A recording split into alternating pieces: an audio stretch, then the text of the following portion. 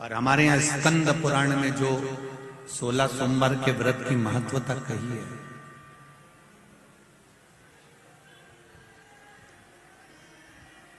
स्कंद पुराण में जो 16 सोमवार के व्रत की महत्वता कही गई, उसमें वर्णन आता है कि राजा ने रानी से कहा था कि पूजन का सामान ला के रख दो, और उसने किसको भेज दिया था? बोलो जरा जी जी बोलो जी, दासी को भेज दिया। क्या हुआ? रानी से कहा गया तो रानी ने दासी को भेजा था, तो दासी को जब भेज दिया, रानी को जगह जगह ठोकर खाना पड़ा। तो राजा कह रहे हैं ब्राह्मण देवता से, ब्राह्मण कह रहे हैं कि आप इतने बड़े राजा, लाओ मैं सेवा कर देता हूं। आप इतने बड़े राजा, ये झाड़ू लगाने आते हो, पोछा लगाने आते हो।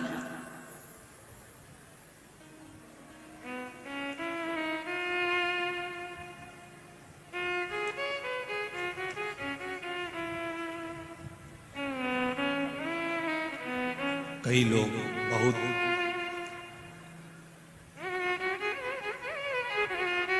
अभी कानपुर की कथा में कहा था, जब व्यक्ति बहुत उन्नति की सीढ़ी पर चढ़ जाता है, बहुत धनपति बन जाता है, बहुत ऊंचे सिंहासन पर या बहुत ऊंचे पद पर बैठ जाता है, तो उसकी दो चीजें चली जाती है, एक रोटी और एक हंसी। ये दोनों चीजें धीरे धीरे कम होती चली जाती।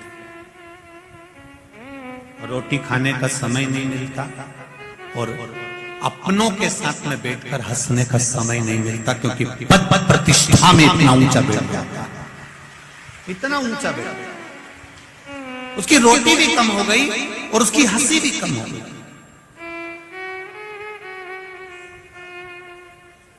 अच्छा, हमारे शास्त्र कहते हैं उसकी रोटी और हंसी कम हो जाती है, पर हम तो कहते हैं साथ में उसकी ताली भी कम हो जाती है, उसका भजन भी कम हो जाता है, उसका स्मरण भी कम हो जाता है। तुम देखना, बहुत साधारण सा जो व्यक्ति होगा ना, कथा में बैठ जाएगा, खूब एंजॉय करेगा, खूब नाचेगा, कथा भी सुनेगा, जहां मर्जी पड़ती में बैठ गया। और कहीं कहीं की बहुत वीआईपी, इधर से साड़ी में 4-6 पिन, इधर से पिन, और सब दूर से लगा लोगों कर पेंसिल से लाइन खींची ने डब्बा भरा, उसके बाद यहाँ से कत्थई, यहाँ से नीली और यहाँ से पुट, और फिर इसको कहीं कथा में ले जाकर बिठा दो। और भजन में, जब भजन में ताली बजाने का नंबर आया,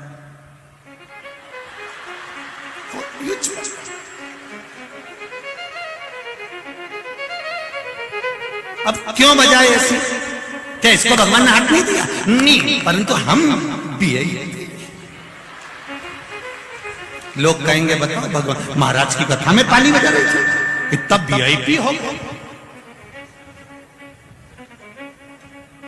इतनी प्रतिष्ठित जगह पे बैठकर तू ताली बजा रहा है, इतनी प्रतिष्ठित जगह पे पहुंचने के बाद तुम भगवान के मंदिर में झाड़ू लगा रहे हो, पोछा लगा रहे हो। जब बहुत ऊंचे पद पर बैठने के बाद आप शंकर जी के मंदिर में थोड़ी सी सेवा कर रहे हो, तो याद रखना, आप हजारों लोगों को प्रेरणा दे रहे हो कि मैं भगवान के सामने झुक रहा हूं, तो तुम भी झुको। शिव महापुराण की कथा कहती है, 16 सोमवार की कथा कहती है, स्कंद पुराण से निकली हुई सत्यनारायण भगवान की कथा कहती है, स्कंद पुराण से निकली हुई 16 सोमवार की कथा कह रही है, स्कंद पुराण से निकली हुई सत्यनारायण भगवान की कथा कह रही है कि जिस परिवार में भगवान की पूजन कराने के लिए ब्राह्मण देवता आते हैं और ब्राह्मण पूजन की तैयारी करें, उससे पहले घर की नारी, घर के पुरुष को पूजन की थाली लगा लेना चाहिए, अपना आसन ब्राह्मण से ना बिछवाकर खुद बिछाकर बैठना चाहिए। ये हमारा शास्त्र है।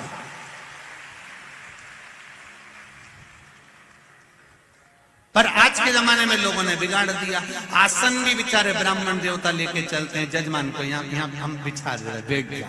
आंटी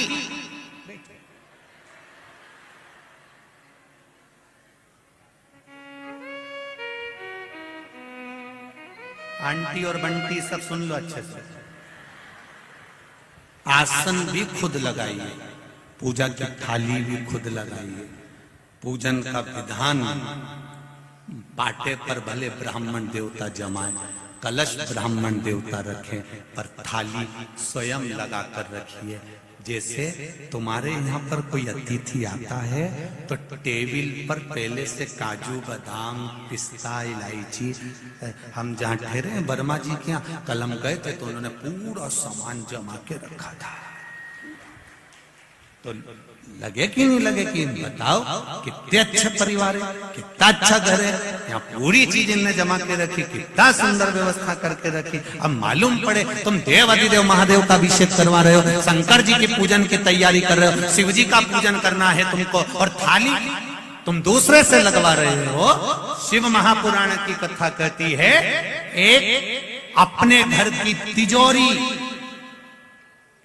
की सफाई, एक अपने घर के माता पिता की सेवा, और एक पूजन की थाली स्वयं को लगाना चाहिए। स्वयं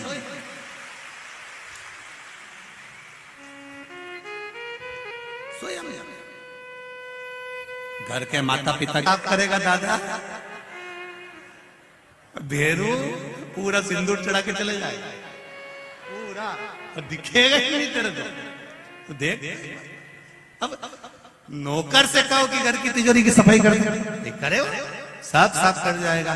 घर की तिजोरी की सफाई का हक घर के व्यक्ति का है, माता पिता की सेवा का हक घर के व्यक्ति का है, उसी तरह पूजा की थाली लगाने का हक घर के व्यक्ति का है। ये निश्चित स्वयं लगे, स्वयं।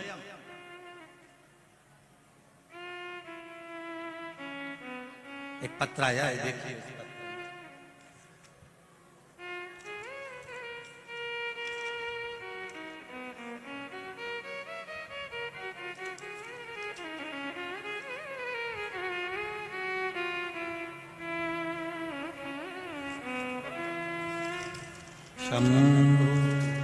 पुत्र रत्न की प्राप्ति हुई है। जहां डॉक्टरों ने मना कर दिया था कि संतान नहीं होगी, वहां मेरे भोलेनाथ ने मुझे दे दिया, उसको मैं प्रणाम करने के लिए आया। श्री शिवाय नमस्ते। बैठिए। उसकी कृपा है, उदारता, दया, करुणा, ये सुख प्रदान करता है।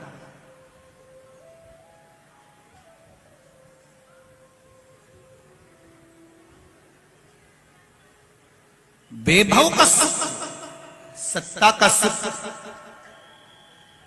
हम कहने में पीछे नहीं हटेंगे। जिसके घर में जो सत्ता का भी अगर सुख भोग रहे हो, तो ये निश्चित है कि आपने पूर्व समय में जरूर शंकर जी के मंदिर में या तो झाड़ू लगाई होगी, या सेवा करी होगी, या वहां का निर्माल्य उठाकर विसर्जन करा होगा, या पूजा की थाली लगाई, उसका सुख है। हम जहां भी कथा करने जाते हैं तो हम हमेशा स्मरण में रखते हैं कि भोलेनाथ जी, हम उनसे भी कहते हैं, बाबा तूने जितनी जगह कथा कराई, चाहे कानपुर कराई हो, चाहे काशी कराई हो, चाहे जहां जहां आप कथा करा रहे हो, या आपकी कृपा करुणा है, तो हमने देखा है जहां शंकर भगवान को मानने वाला होता है या शिव भक्ति में डूबने वाला होता है, ये शिवपुराण होती भी वहीं पर हो जहां शंकर के भक्त। हमने शुरू से देखा है शुक्ला परिवार में, संजय जी शुक्ला जी के इस पूरे परिवार का हमने स्मरण किया है कि इनके परिवार में शंकर का अभिषेक, पूजन, अर्चना और शिव स्तुति आज से नहीं, इनके दादा परदादा के समय से होती आ रही है। ये शिव भक्ति और उसी का फल मिलता है, और उसी का फल, उसी का आनंद।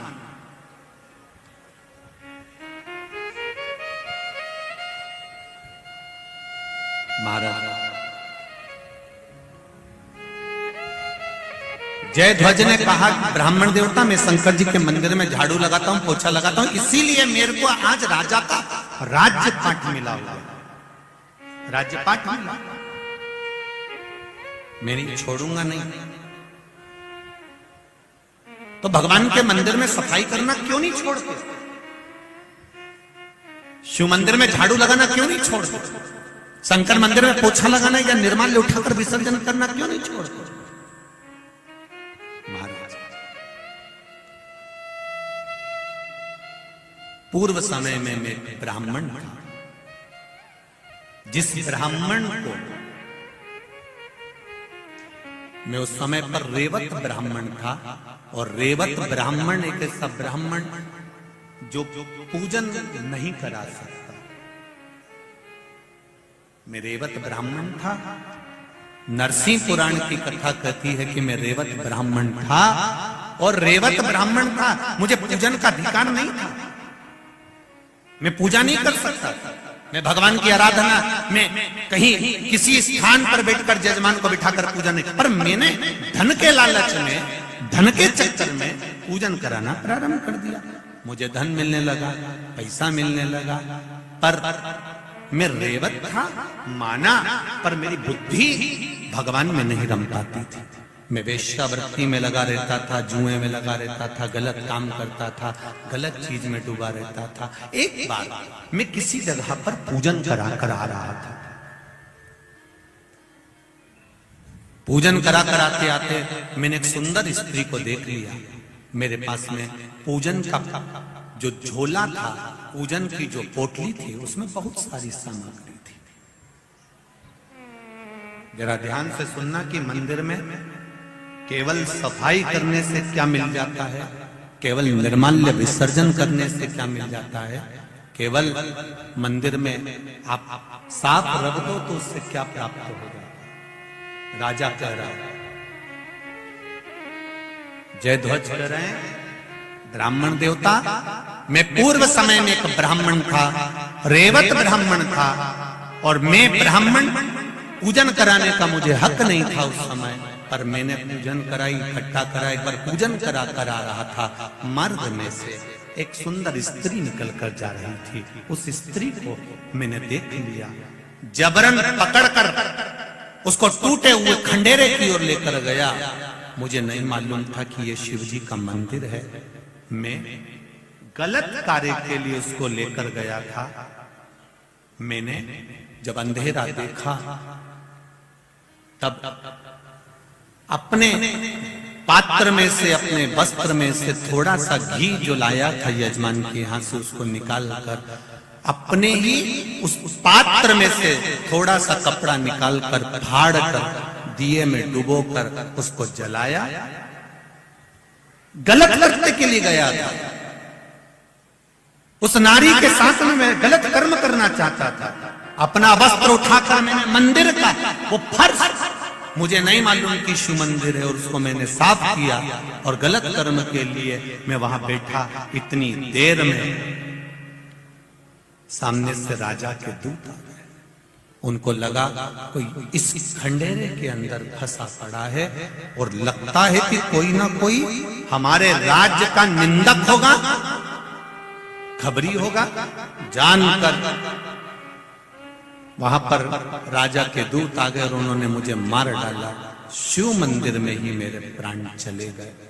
मेरा प्राण जब गया, मुझे अगला जो जन्म मिला है, वो जन्म मेरे प्राण छूटने के बाद जो मुझे प्राप्त हुआ, वो बैकुंठ का पद प्राप्त हुआ। जब मैं इतना बड़ा पापी था, मेरा पाप कर्म कितना प्रबल था, मेरे पाप कर्म कितना करा था, इतना पापी होने के जब मैं बैकुंठ के रास्ते पर गया, तो मैंने चित्रगुप्त महाराज से पूछा, मैंने दिन रात पाप किया है, बेकार से बेकार कर्म किया है, फिर मुझे ये बैकुंठ का राज्य कैसे मिल गया, ये बैकुंठ का सुख कैसे मिल गया? तो कहा, तुमने शिव मंदिर में वस्त्र से थोड़ा सा गंदगी साफ करी थी और एक दिया लगाया था, उसका पुण्य है कि बैकुंठ का मार्ग। वहां भी मैं शांति से नहीं बैठा। जब एक बार धर्मराज मेरे सामने आए और मैंने उनसे कहा कि मुझे, धर्मराज ने पूछा कि बैकुंठ में कुछ चाहिए तुमको? तब मैंने कहा मुझे कुछ नहीं चाहिए, केवल सफाई करना है इस बैकुंठ की। और मैं बैकुंठ का द्वार साफ करता रहा, तो आज मुझे चंद्रवंश का राज्य मिल गया। ब्राह्मण देवता छोटा सा गलत करने के उद्देश्य से भी अगर मैंने सफाई करी थी शिव मंदिर की, उसका फल ये मिला कि आज मैं चंद्रवंश का राजा बनकर बैठा हूं। उसकी दया है। मेरा आप सबसे निवेदन है, जितने भी लोग आस्था चैनल पर कथा सुन रहे हैं, फेसबुक यूट्यूब पर कथा सुन रहे हैं, या जितने ये इंदौर की पावन धरा में बैठकर कथा सुन रहे हैं, आप सबसे निवेदन करूंगा, कभी शंकर के मंदिर में एक लोटा जल लेकर अगर नहीं भी गए, नहीं आप दिया लेकर गए, नहीं आप अगरबत्ती लेकर गए, नहीं आप धूप बत्ती लेकर गए, नहीं, 3 काम खुद करो। अभी बताया था आपको, पहला अपनी तिजोरी की सफाई अपनी को, दूसरा बोलो बोलो जमते जरा, अपने माता पिता की सेवा खुद को करना, और तीसरा अपनी पूजन की थाली, बहू से नहीं कहना आज मेरा पशुपति व्रत है पूजन की थाली लगा दे, नहीं नहीं नहीं, खुद लगाई। पशुपति व्रत में मीठे का भोग लगता है, खुद बनाओ, खुद स्वयं तैयार। घर से 3 हिस्से करके मत ले जाओ। मंदिर में जाकर नीचे आपने कागज रखा या दोना रखा या पात्र रखा, 3 हिस्से करो। 6 दिए लेकर जाते हो तो 6 दिए जमीन पर रखो, पहले 5 प्रज्वलित करो, एक वापिस थाली में रखकर लेकर आओ, प्रसाद भी बाद में एक हिस्सा लेकर आओ, पर खुद निर्माण करो, खुद करो स्वयं। उसका फल क्या होगा ये आपको मालूम है। देवराज नाम का ब्राह्मण जिनकी माता रोज शिव मंदिर में जाती है, एक लोटा जल चढ़ाती है, शंकर भगवान का भजन करती है, कीर्तन करती है, घर की एक नारी भी अगर शंकर भगवान को एक लोटा जल चढ़ा रही है तो यह अंदाजा लगाकर रखना कि उस जल का फल पूरे परिवार को, कुटुंब को प्राप्त।